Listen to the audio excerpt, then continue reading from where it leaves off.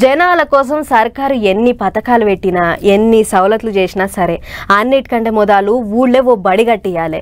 చదువుకుంటానికి గా ఎగ్రం చేసినాకనే ఇంకేదైనా చేయాలి. కానీ విశాఖపట్నం జిల్లాలో ఉన్న ఓ ఊరికి సర్కారు బడి కట్టించుడు మర్చిపోయినట్లున్నది. అందుకే ఊరోళ్ళంతా ఒకటై ఓ ఎగ్రం చేసిర్రు. మరి గదేందో మనం కూడా చూడాలి కదా.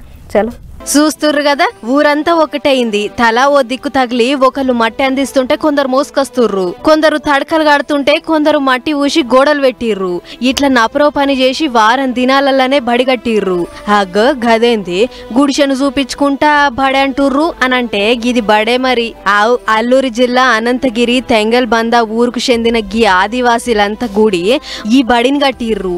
మరి బడంటే సిమెంట్ గోడలు, నల్ల బోర్డు, బెంచీలు ఉంటాయి గాని గిడ గవేం లేవంటే దీని వెనక ఓ ముచ్చటుంది.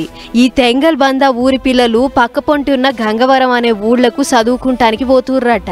ఇక గీ నడుమ అటు దిక్కు వాగు బొంగి పొల్లగాండ్లు పోతానికి తక్లీబైందట. దీంతోని పోరలంతా ఇంటికాడనే ఉంటుర్రట. ముచ్చటను అధికారులకు ఎరక చేస్తే వాళ్ళొచ్చి చూసిర్రట. మీ ఊళ్ళో కనీసం ఒక రేకుల గుడిసెన్న ఉంటే మేం సార్లను పెడతామన్నట్లు చెప్పిర్రట. గదిన్న ఆదివాసులంతా తలా ఇన్ని పైసలు వేసుకొని వారం దినాలలోనే గీ బడి కట్టిర్రు. తట్టలు పారలు అందుకొని అట్లిట్లా పైకప్పు కూడా పెట్టి బడి తయారైంది. ఇక సార్లను వంపుర్రి సారో అని ఒక తీరుగా అడుగుతుర్రు.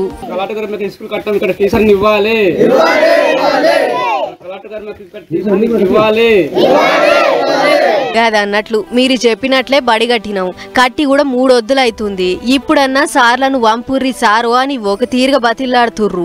అందరి పిల్లలు బళ్ళకి పోతుంటే మా పొల్లగాండ్లు ఇంటికాడ వండుకుంటా వచ్చిన ఆ 4 ముక్కలు కూడా మర్చిపోతుర్రు.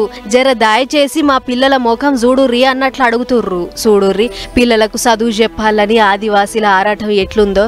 మరి వాళ్ళు గొంతెమ్మ కోరికలేం కోరతలేరు. వాళ్ళ పొల్లగాండ్లకు 4 అక్షరం ముక్కలు నేర్పియమని అడుగుతుర్రు. అసలుకైతే సర్కారే బడి కట్టించి అండ్ల పంతులను కూడా పెట్టాలి. కానీ బడి ఆళ్ళు కట్టుకొని సార్లను పెట్టమని అడుగుతుర్రు. మరి గీ ముచ్చటిన్నాక నన్న అధికారులు సార్లను పెడతారో లేదో చూడాలి అని అంటుర్రు గీ ముచ్చటిన్నోళ్ళు.